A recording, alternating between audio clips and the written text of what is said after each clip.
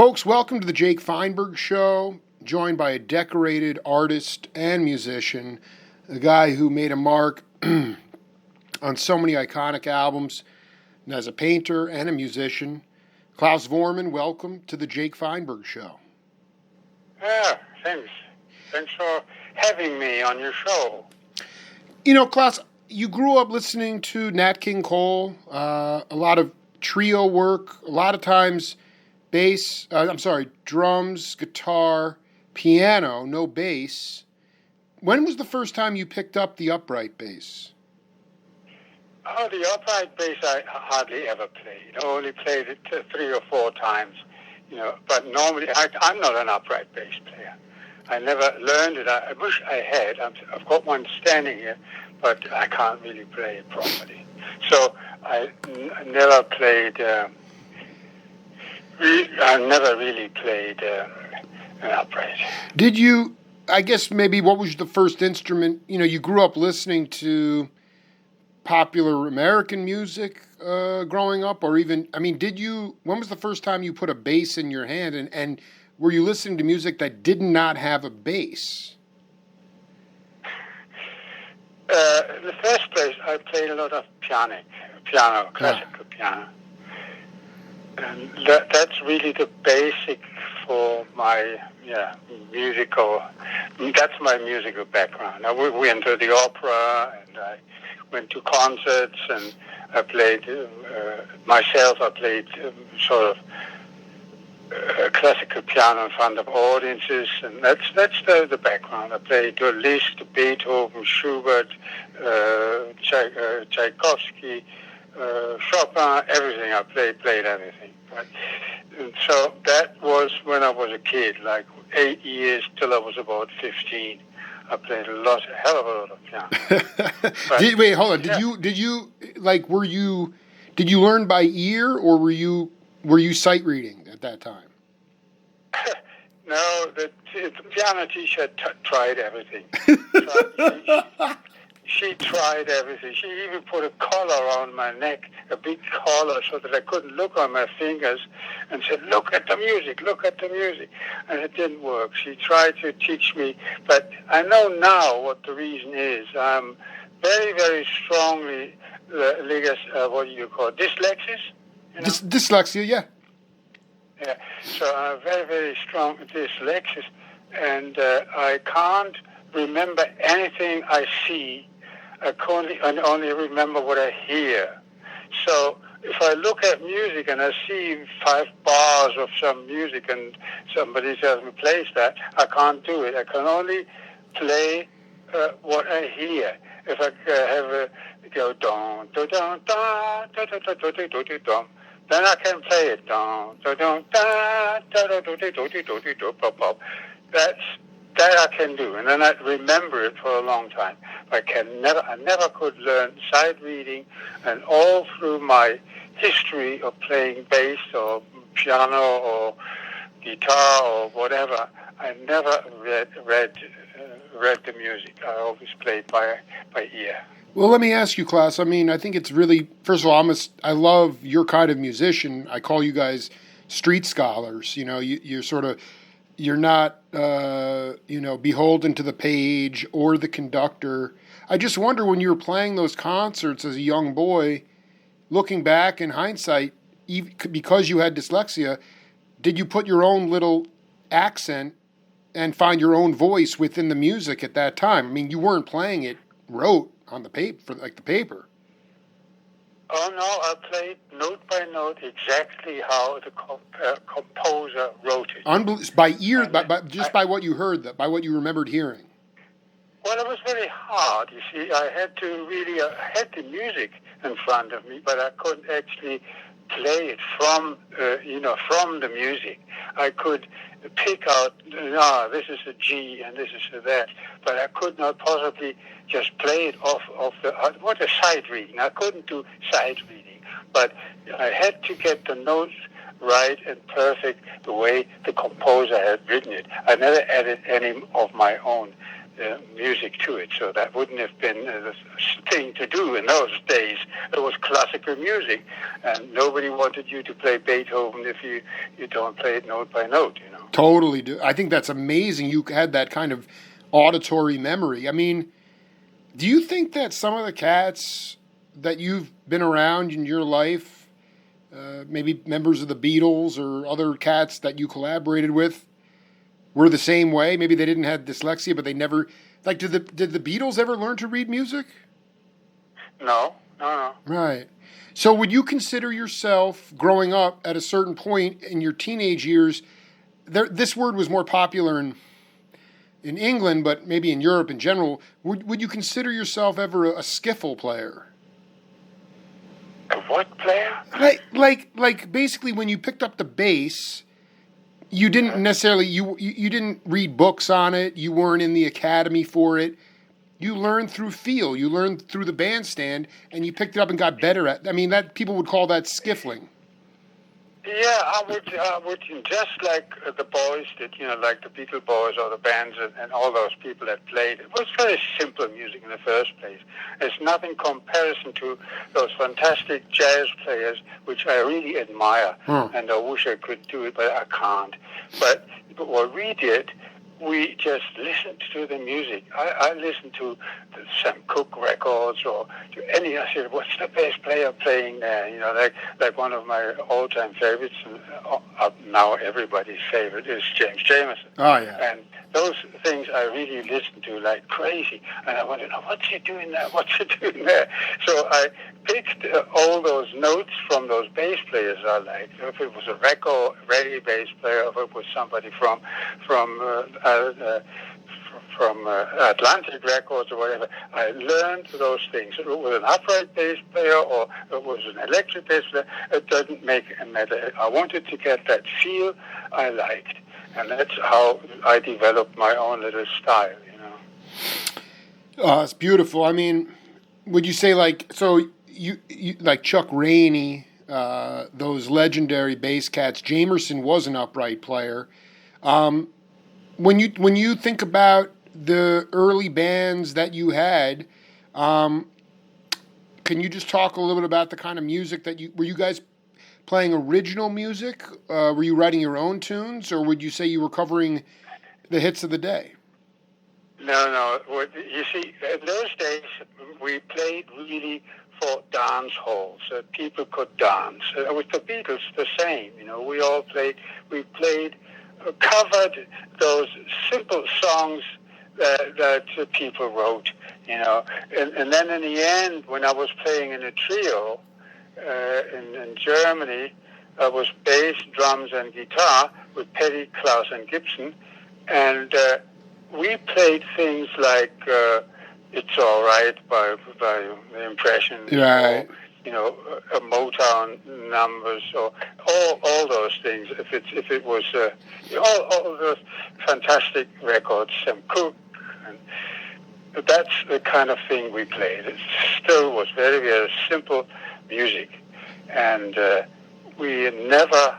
And the big mistake, well, not a mistake, but Petty, Klaus, and Gibson was the band I played in, and we never wrote really any good stuff ourselves. We wrote a few songs, but that was nothing in comparison to what those Beatle Boys were doing at the same time. Well, so, I mean, you were doing. Plus, yeah, go ahead. Plus, we didn't have really a good singer. We were only three people, and Teddy Chambers was the only one who was singing. I was singing maybe 2 or 3 songs, but I'm not a singer, so that band wasn't any good, you know. What songs? Even though maybe you weren't, you know, I know you played with Martha Reeves later, but like maybe you weren't in that category. But what kind of tunes of the day did you get off? Was it the soul tunes that you like to sing personally, or was it more pop or rock, or what kind of tunes did you get off on? Well, basically, and it's the same thing with those Beatle Boys and the bands in Hamburg.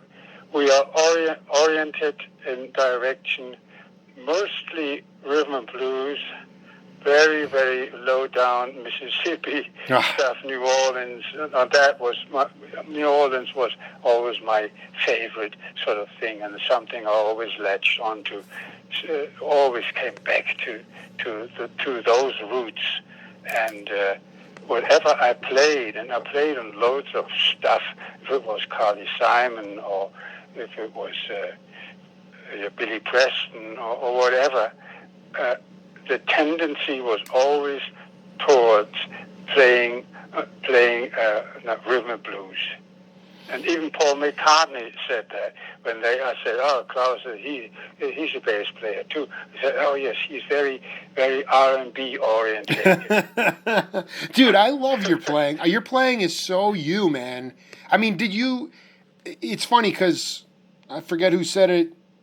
Maybe it was George Harrison at the concert for Bangladesh. He's like, you may not have, you've heard this bass player a lot. You may haven't seen him before. And like, because so many cats today, Klaus, we grow up at a time, so much visual material out there, so much mediocre material out there. And so everybody's comping everybody else. And it's so hard when you go back in time and you listen to Wolfgang Meltz, you listen to Ray Brown, you listen to Klaus Voormann, you listen to Ron Carter. It doesn't matter. Everybody had their own individual sound. And I just wanted you to talk to the audience a little bit about when you felt, even if you were playing cover tunes, when you felt like you had your own voice. You borrowed from other people, but then pretty soon it was like, oh, that's Klaus. Yeah, it's just funny. It comes by itself. I guess your personality comes through without you even knowing it. I didn't purposely put a stamp on it and say, "This is mine." Oh, I know, but you have to play with. You have to play with people that are willing to let you be yourself. Well, that's the whole story. You see, it's this different thing. We never had charts in front ourselves where we were asked to play what the producers or the director wanted us to play. We heard the song, somebody played it on the guitar or the piano, and they sang the song, we saw the lyrics, and then we sat down, and each musician who was in the room, if it was Jim Keltner, or if it was Danny Krutzma, or whoever it was, we sort of listened to the song, and we wanted to capture the feeling that the guy who wrote this song really wants to put down. If it was John Lennon, or if it was Harry Nilsson, or whoever it was. So that was our work. And nobody said, "Oh, you have to play this, or you have to play that." We most of us, I personally, I never played anything anybody told me to play. I always played what I You're said. so lucky, man. What a blessed life, man. Yeah, it's completely different. If you compare me with Chuck Rainey, here's so many tunes where people told him, "Oh, you play that and that." And he can do it. He can sight read and everything. I can't. So that's all I had to do. I knew, that goes from G to F, and then there's C minor or whatever. I had those charts we had in front of ourselves where the chords are written down, But that's all we had. That was the only one to latch on to. And being a bass player, I always went back to the root of the music. And sometimes I was sort of freaking out and playing more notes. But basically, I had to always go back to, in particular, when I was playing with drummers like Ringo or Jim Keltner, I felt happy with playing with those guys because they had that same, they listened to the music, they listened to what was going on and played the right notes at the right time. And I was lucky enough to say I played the right notes too. I just want to go back. I want to be clear, like when you were talking about Danny Korchmar and you'd get these tapes, Lennon tapes. They would just be basic. Would there be rhythm tracks on there, or was it just the person singing the song? Or I'm curious about like how stripped down it was and how much you guys were able to say. Well, how many? Like basically, the question is on those Lennon records, you made up your own parts on those records. That's it, yeah. And we always made our own parts. That's amazing. That's amazing. You see, John might say, no, I think I play it on the piano. Or he might say, it's too fast. Or, let's get Billy Preston to come in. Yeah. Those sort of things. But sometimes it took a little time. One song, he wanted me to play slap bass, and I never played slap bass in my life. I hardly ever picked an upright bass. So he wanted on the Imagine LP, Crippled Inside, that's the song on there. And he said, come on, play an upright bass. So we bought an upright bass, specially for that track, went to London and bought an upright bass. And then, come on, Klaus, you play slap bass. And I said, I can't do it.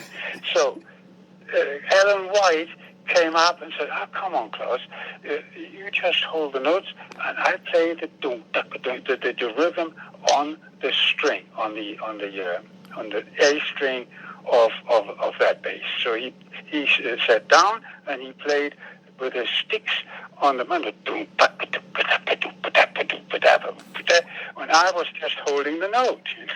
Wow. Because, yeah, I mean, those things happened because he wanted to have a slap bass. I couldn't play slap bass, so when you listen to the record, you can hear it. It sounds great. I like it. What is your memory of you had a chance pretty relatively early on. I'm not sure if you might have moved to the States or already been to the States, but you had this opportunity to record with B.B. King. How did that come about? I was in London, B.B. King in London on that record, and it came about. Joe Zaccarino, an engineer, he asked me if I would come and play on the session. I don't know why. You see, I knew you were going to say that. Wasn't it a live concert, though? No. That was a recording in the studio. There was the Olympic Sound in London, and there were several people asked to come. Ringo played on some, and Jim Gordon played drums, and Jim Keltner played drums, and I don't know who the producer was, but that's how it came about. And Billy was playing like crazy. It was lovely. It was great to be with him in the same room. And what a great person, What a personality. Fantastic. I loved those sessions. Yeah, I mean, was it similar to the other ones we were just talking about, where it was more about you guys making up, like BB, it says BB, yeah, so it was BB King in London, 1971. I just wonder, if those blues guys, I mean, most of those blues guys, those guys all learned by ear. A lot of them could not read music, and they were singing about their lives and just, playing their asses off. But, was it basically a similar kind of setup with the same way where he would allow you to create your own parts? The only reason I ask this, Klaus, is because, my generation, I'm 43 and younger, there's so much micromanaging going on now that it takes all the soul out of the music.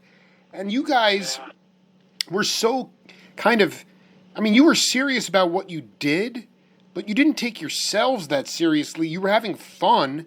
That comes out in the music because everybody felt like they were adding their own individual touch. That was the magic of it. So I kind of want younger kids to hear about the fact that you don't have to micromanage everything or hold on to everything so tight, that you can bring in people that are capable musicians, let them do their thing. Yeah, that's right. Yeah. You tell them. I'm not a musician, Klaus. So I tell them. Well, because you know why? Because, you've lived it, man. For so long, Well, you see, if you listen to those old records like Little Richard or Fats Domino, or those guys weren't told what to play. It's all from the heart. And it's not only this. You have 5 or 6 people in one room, and they all play together. And in those days, there was only 2 or 3 microphones in the middle of the room, and everybody else put the level somehow works, And it was not like now you have a snare on the snare drum and then there's another one on the tom-tom. And on absolutely ridiculous, dude. Yeah, too much. On the cymbals, thousands of microphones and the tape engineers going crazy. It's all rubbish. If you think of a guy like, what was that great drummer who played with the Booker T and the MG? Oh, Al Jackson. Al Jackson. Dude, chops for days, man. Yeah. I was in the studio, and this guy was playing the drums, and he had one overhead microphone, nothing on the hi-hat, nothing on the cymbals, nothing on the toms, and I think he had in a bass drum, I think in front of a bass drum, there was a mic, but I'm not even sure he had a microphone. I love it. The drums just sounded fantastic, and it sounded so clear and so present. It's unbelievable, Why did if it felt so good, like why did they go towards this thing of miking every piece of the drum? I guess maybe forget that question. How did you learn in the studio to balance yourself? Like you had to balance yourself. You did not have in-ear monitors. You had maybe exactly. You did not have. There's two things. Yeah. One thing is that yes, you find your own sound and you find your own level. I had my own amplifier, and I put the microphone. I mostly knew which microphone was the best for the amp. So sometimes then, in the end, I was the direct box. The direct. That was okay too. But what did I wanted to say? Yeah. Neil Wilburn. You know who Neil Wilburn is? I do not know that name. Who is that? Yeah, Dylan's record, Lay Lady Lay. Yes. The LP. And that was Neil Wilburn, the engineer. And he was producing a record, and I was on that record for Lee Clayton. He's a really very, very interesting musician. And we played, and Neil Wilburn did not use any limiters. He did not use any compression. He just let us do our sound. He put the microphones, like I said, for the drums and for the bass and the guitar. He let us make the sound that comes out of our instrument, out of our, our setup. And that's what he took. Nothing put to it. Of course, he put then maybe some echo on it or something, but he did not influence what we were actually putting down. That's not usual. Usually people, even in my time, people were fucking about with the sound. And some records I went crazy, and I was really angry because they messed up what you are actually doing. They're messing it up by limiting it like crazy or putting compression on it. And, I even can mention a name of a guy I really don't like. That's Joe Zagarino, who did the records for John Lennon. There's so much that really fucked up because of those gadgets he was using. That was really terrible. I remember what's his name? Moment. Jesse Ed Davis. Yes. He played that great guitar on the Walton Bridges LP. And he wanted to kill Joe Zagarino because he messed up his guitar sound, I mean... And he's a guy who was saying, "Oh, listen to it. This is fantastic. When he hits that cymbal, the whole drum kit gets cut out." He felt that was great, Well, I mean, was Lennon happy with the mix? I mean, what I can't even imagine. Yes, he liked it. You see, that's what I wanted to say. Yeah. The reason why people do that today with the mics on with those thousands of microphones is because they want the record to be loud. Yes, you nailed it. Really yeah. Level-wise. Yeah. You see, if you have those old records, they sound constant in comparison to Chicago or whatever, those groups. Because there you look at the analyzer, You look at it, and all the levels are up to the very top, everything, and that's, of course, only possible if you do it, if you have the control at the desk and you can actually manipulate the thing till it's really up there or loud, I remember Keltner told me a story. He was in the studio with Booker T, and they were, I think, doing Ain't No Sun Shining, Bill Withers tune. And Keltner said, hey, he asked Booker, he's like, you mind if I stick around? Because Al Jackson was going to come and lay down the drum track. And Booker's like, sure, yeah. And so they, Keltner's expecting, Cartage to come in with a first-class drum kit and everything.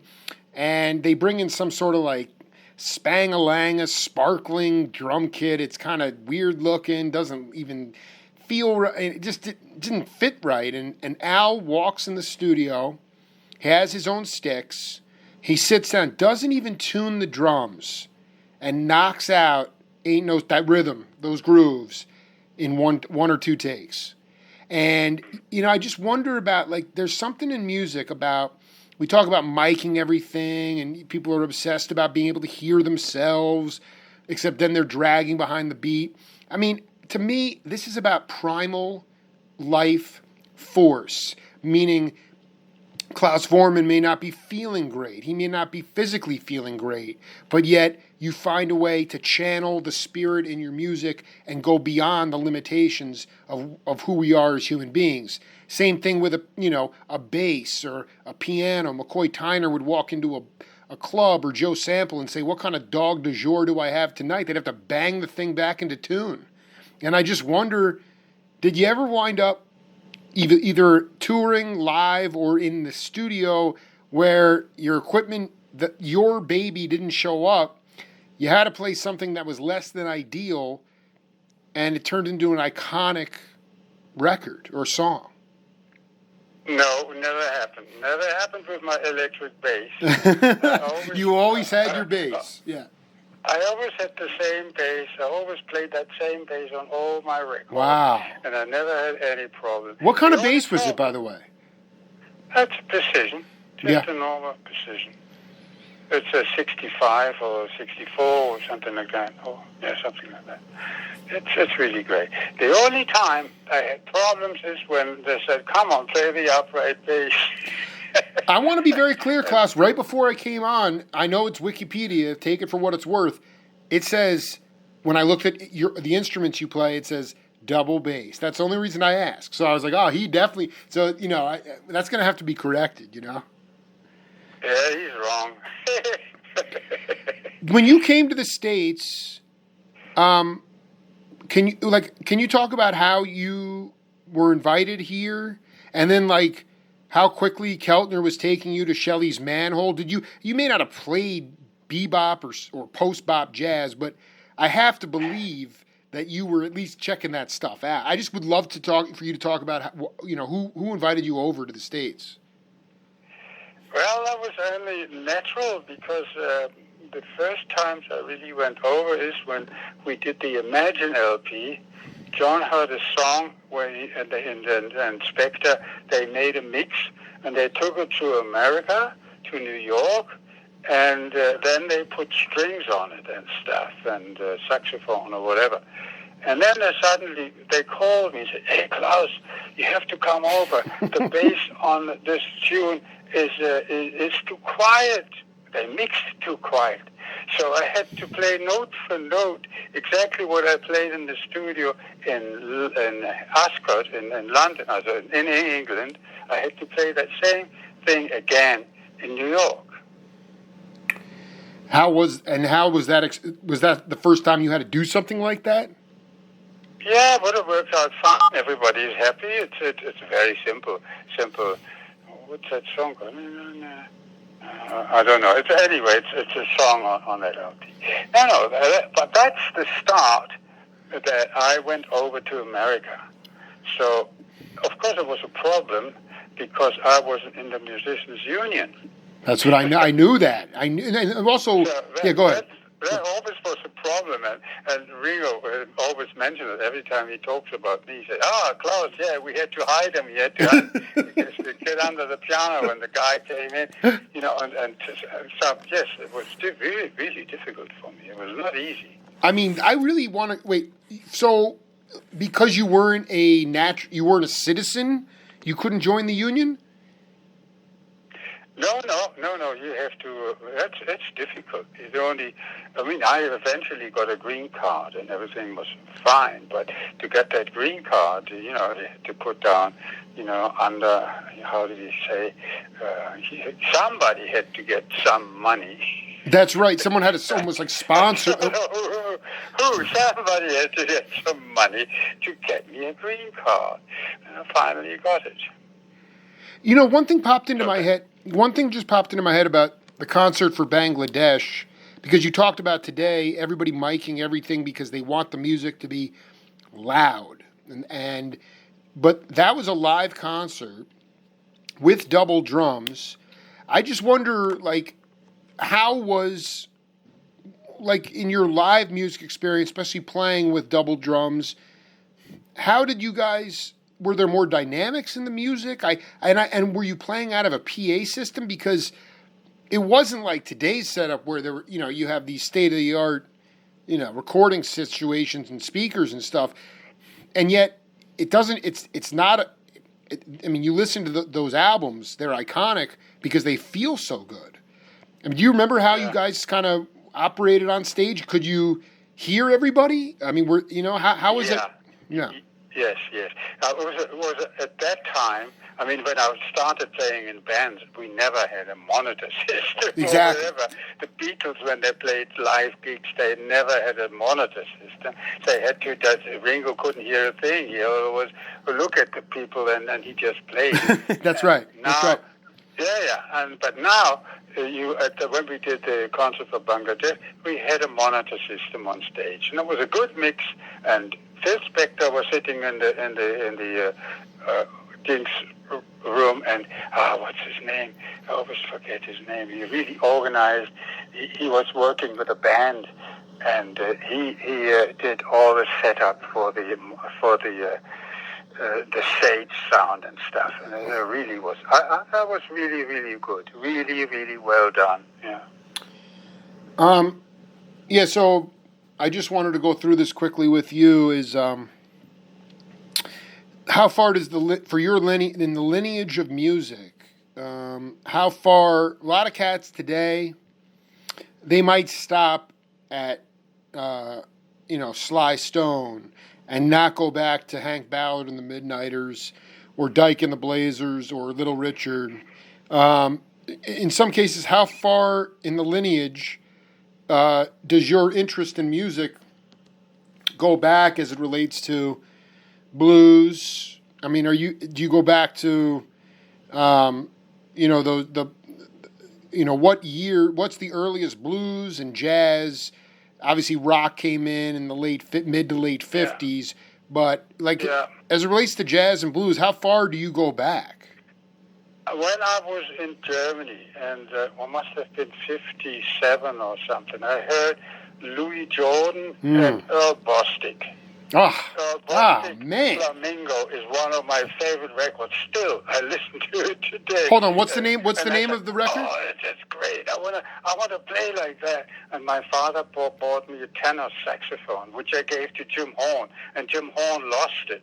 So somehow, it got stolen. Oh my! Come on, Horn. Yeah. What is he doing? I love Earl Bostic and Louis Jordan and those things. I loved. When I was still playing classical music, that's what really interested me. I never thought of really playing in a band or being a musician. I was a graphic designer. Never crossed my mind in those days. But I loved those things, like Cab Calloway. I loved him. The sickest dude. Hold on. What's the name of the Bostic album you love? Flamingo, the song is called. It's called Flamingo. Yeah, listen to it. Listen to Flamingo of Earl Bostic. It's fantastic. What about more like blues? Like where did you have a chance to see any blues masters when you were still just growing up in Berlin? Well, when I was growing up, I was still very much into jazz. I saw Ornette Coleman, I saw Miles Davis, the Modern Jazz Quartet. You saw those cats live? Yeah. Oh my, dude! What? Please tell me, not that you were trying to ever play like those guys, but like the way they're.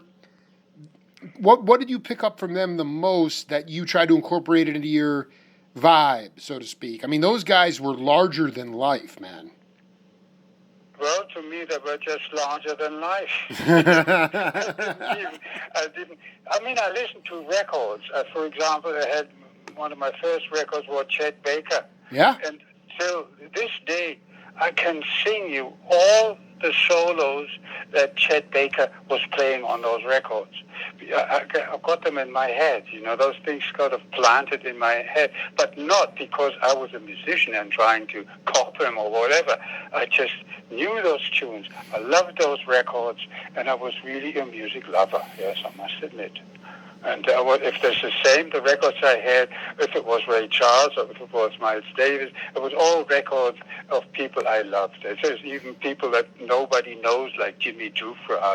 Jimmy Giuffre, man, that dude is, I cannot believe you. Dude, you were a music freak, man. Yeah, I was, long time ago. One final question for you, Klaus, is just, you were born in 1938 and in Berlin, and I'm not going to try to compare, what's happening right now in the world or in the United States to what happened in the Holocaust, but I just wonder how much imagery and sort of, as a young boy, you became this incredible designer of record albums. You drew all this stuff, and can you just talk to the audience about what it was like around Berlin as a young boy? I mean, was there just a whole rebuilding going on? What kind of visions and what kind of scenes and colors and smells did that all fill into your career as a graphic artist? Well, I tell you what, this is a story that's far too long to really get into. I can only tell you that I was 7 years old when we were running away from the Russians. We were 6 kids. My mother was with 5 of our kids. We were 6 young boys, and my mother was with 5 of us, with 1 kid in a pram, being half-year-old, and us all running away from the Russians. I was 7 years of age. It was my birthday. It was 29th of April, and the Russians were coming, throwing bombs, and we diving into the trenches and all that stuff. I mean, that's the thing that comes. I forgot about that for years, wow. And now it comes all back. In particular, because it's completely different when I see it on the television now, what's happened in the Ukraine. It's a completely different type of war. I mean, the people are in terrible situations. And still, you cannot compare with the agony and the hardship we had to go through. There was no communication. We didn't know what was going on. There was no telephone. There was no iPhones on the ear, or there was not hardly radio. You were completely out there in the sticks with not knowing if you're going to live the next day, And those things, people that never have been in that situation, and nobody ever really will be, because we have our iPhones, we got our computers, we have this amazing information. Yeah, we're totally interconnected. Yeah, I mean, were you? Yeah. I just want to be clear. You like your dad was fighting in the war, or it was just your mom with the brothers? My father was a medic. He was a dermatologist. Right. He was specialized for skin diseases and what do you call it? Those sexual things. You mean like syphilis and stuff like that? Yeah, exactly, yeah. Syphilis. And he was one of the only guys in Berlin who had penicillin. Hardly anybody had penicillin, wow. I would say. Yeah. And he was not on he was in the First World War. My father, he was in the First World War. But then he got out of that, and then he was a medic, and he stayed in Berlin all the way through. And my mother was alone with us kids on the road, and we had the most terrible time. But, like I say, it's impossible for you to get into this in detail. I just was trying to portray you what sort of situation we were, after so many years of war, of bombs, and the town, Berlin, when we came back to Berlin, the town was completely flattened. And, all the agony we went through. And then you come to Berlin, when you come to a town where it was just flat. You're just all houses down. And we had to walk from the center of Berlin to our house, which was 30 miles away. So we had to walk with our pram, and the pram was gone by then. The kid died on the when we were running away from the Russians. So we had to walk all through those bombed out city all the way back to our home, which was in the outskirts of Berlin. And those things you never forget. And I'm sure that those things that happen to you are somewhere in the back of your head all the time, and they influence you. If you're playing jealous guy or yeah. Those things that happen. Jim Keltner would tell you similar stories to his life when he was a kid. Those things they're just inside of you, and they come out in some way when you play. Are you? And in particular, when you play with a group of people, instead of having the tracks all put down. Oh, come on, Klaus, Voormann, put the bass on now. I never did that. I always wanted to play with people at the same time. Did you go to India with George Harrison? No. Can you just talk about your own,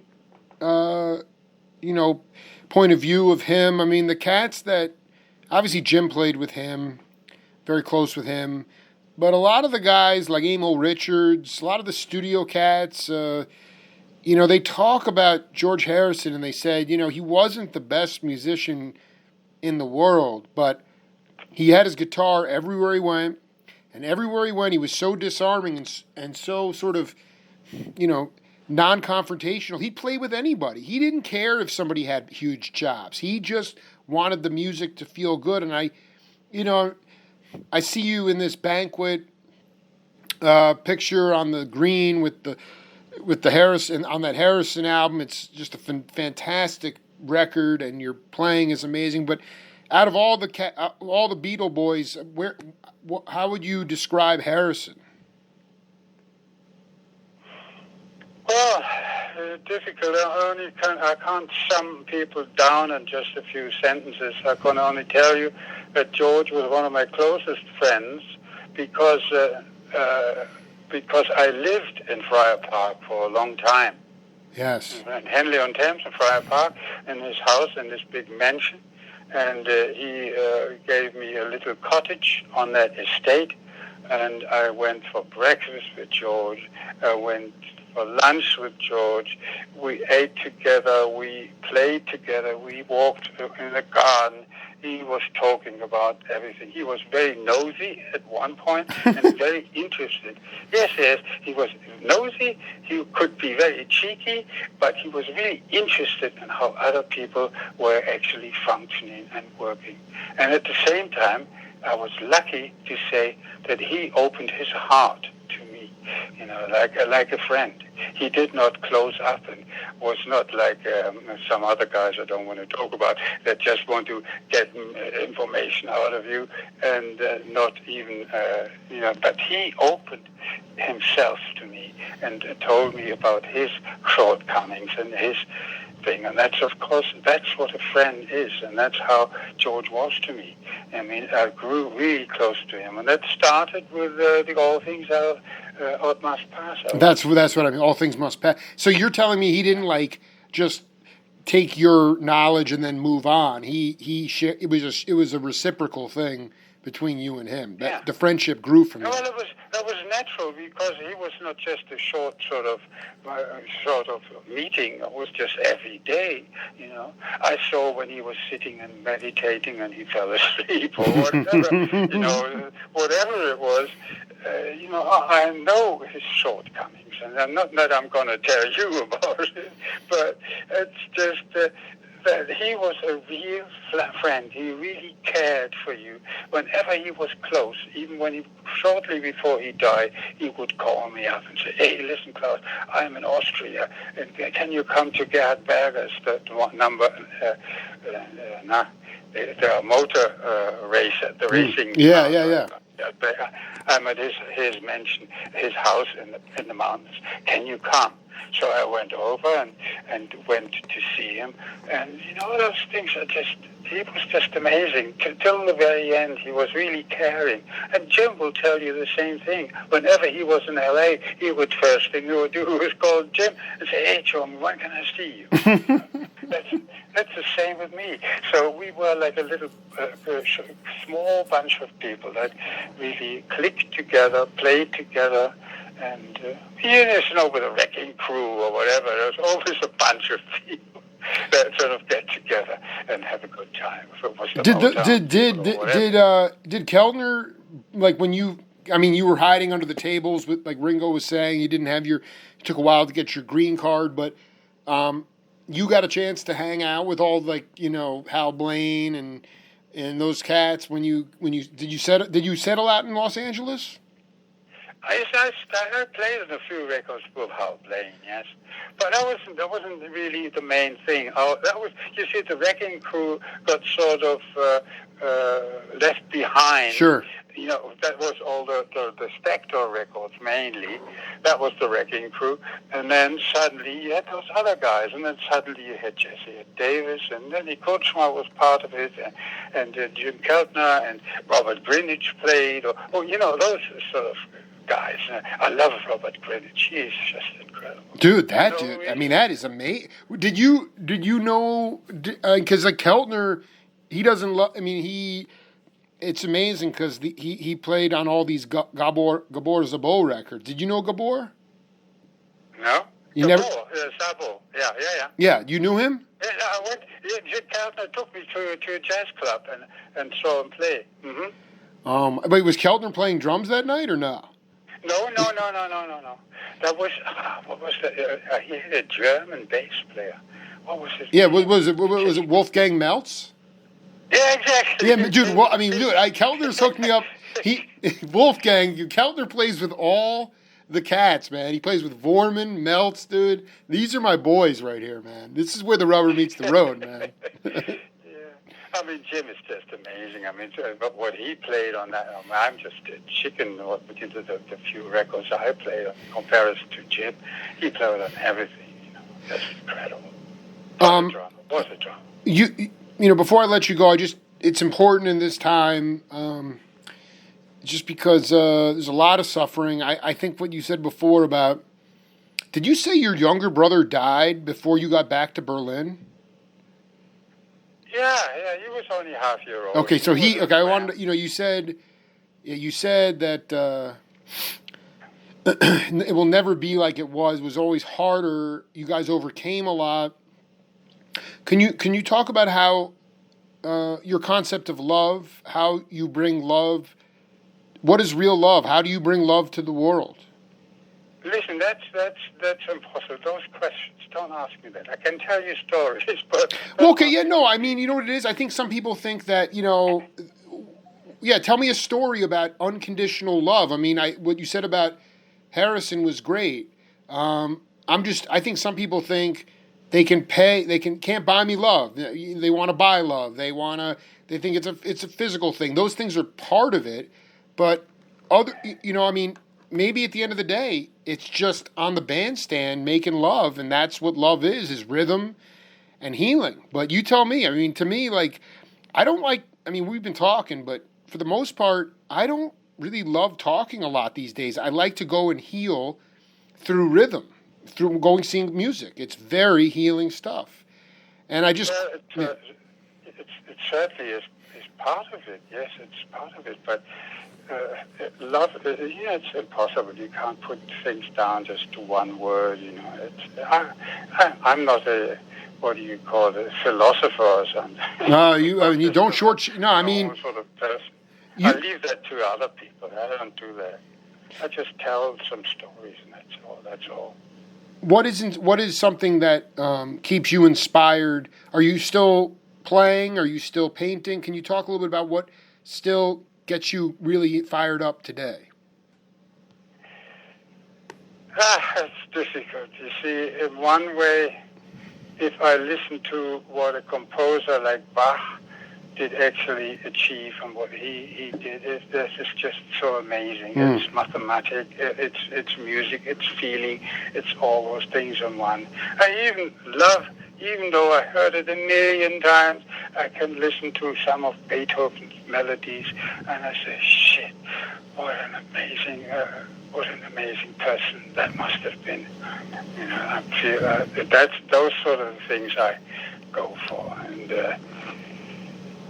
And let's say, if I think of popular music, of course I love things like Prince. I thought it was fantastic. Yeah.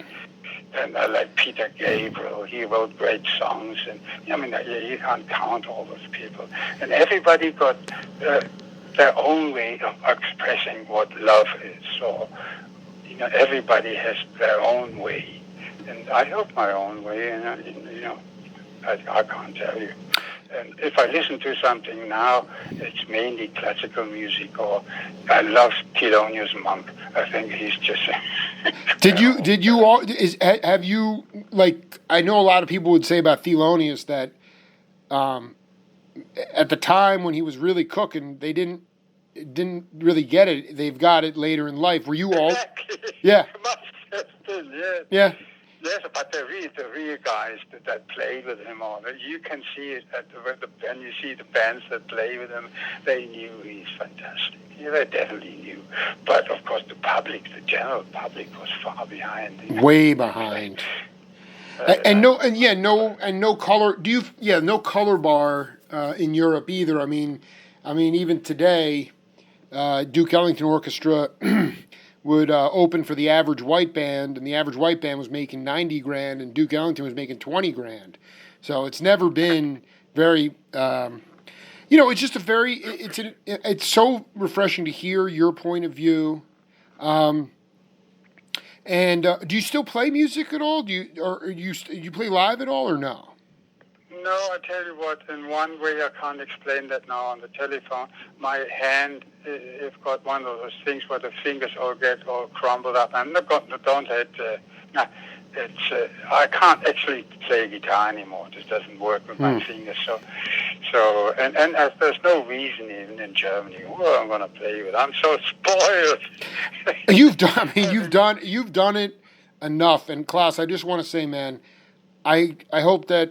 I'm going to send you a copy of this later, but I hope that that you can listen back to this and it will bring some smile to your face. I really, part of my mission is to inspire people to be themselves. We're going through this time of conformity.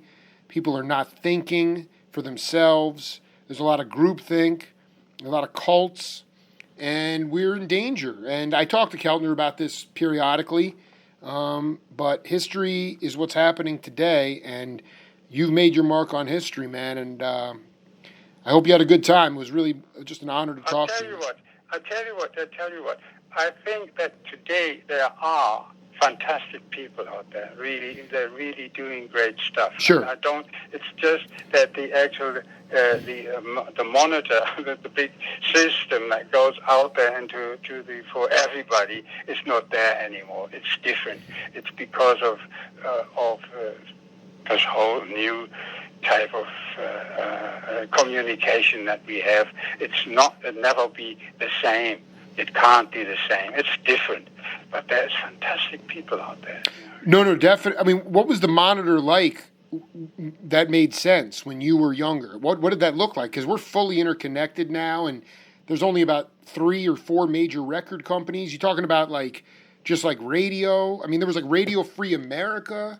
What was what monitor was the one that made most sense to you? We had Radio Luxembourg, which right. All people in England listened to Radio Luxembourg because the general BBC was still very difficult. Right. They wouldn't play those American records, so we had to go, to listen to Radio Caroline. That was that shipboat that was on the water. You might have heard about that in those days. That's how people communicated and tried to listen to that type of music till it then eventually exploded and you could hear it everywhere. But before that, it was very tough. We had the AFN in Berlin. That's where we listened to Moonglow by, what was it, Moonglow by... it was like Bill Doggett or something? I mean, all those old records, even Sinatra or right. Those early records we listened to on AFN. I mean, it was wartime. Don't forget that. It was when the Russians and then the Americans in Berlin. You had all of them. You had the French and the English, and we were actually in the French sector, but we listened to the BBC or to the AFN. And they played great music. They made great programs. Really incredible. So that's how we listened to stuff, and that's how I learned to like Louis Jordan. You have to listen to Louis Jordan. That's incredible. Cab Calloway, yeah, those. Exactly. Yeah, no, man. I mean, Louis Armstrong, those guys, unbelievable stuff. Klaus, man, much love to you, man. One more thing I want to tell go ahead, you before you go. Yeah.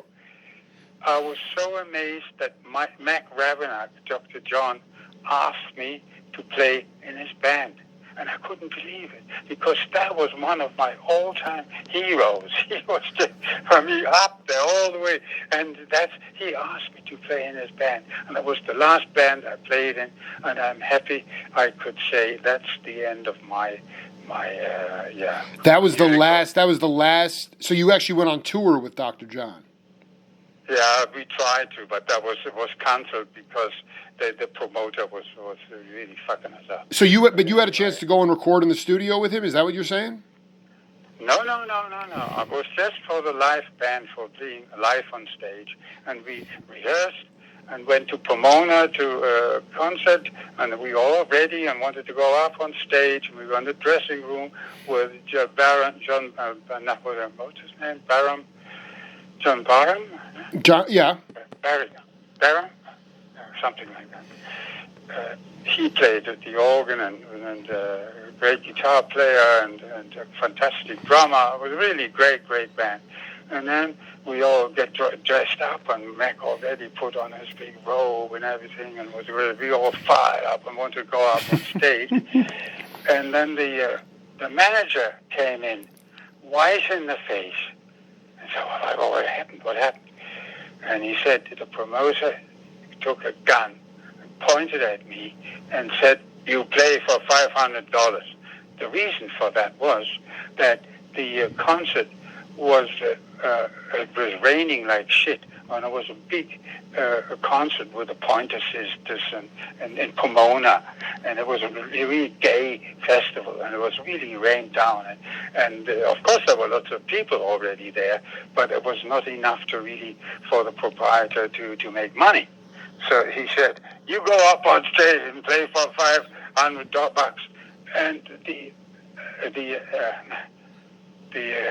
manager went up to the guy and took the gun to the side, turned round, and walked out of the room. Wow. And that was just really terrible. We couldn't believe it. And then the kids started banging on the door and wanting us to go up on stage. We said, shit, we're going to get run over to bail down the door or something. But that was the end. And that guy set up that gig, the whole tour. And so the whole tour got cancelled. Anyway, it was for me the last thing. For me, it was all over. And I said, okay, that's it. Thank you very much. I was in the band, and that was the end. Wow. That is a really... So the point is that your manager came back and said, we're not playing. Everyone's like, we're not playing for $500. So you guys just walked out. Exactly. Yeah. Exactly. That's it for Klaus Voormann, dude. I mean... Such an honor, man. Such a great to hear you. I'll send you a copy of this later. Okay. Okay? It was a lot of fun. Great to connect with you, brother. Okay. Bye-bye. Bye.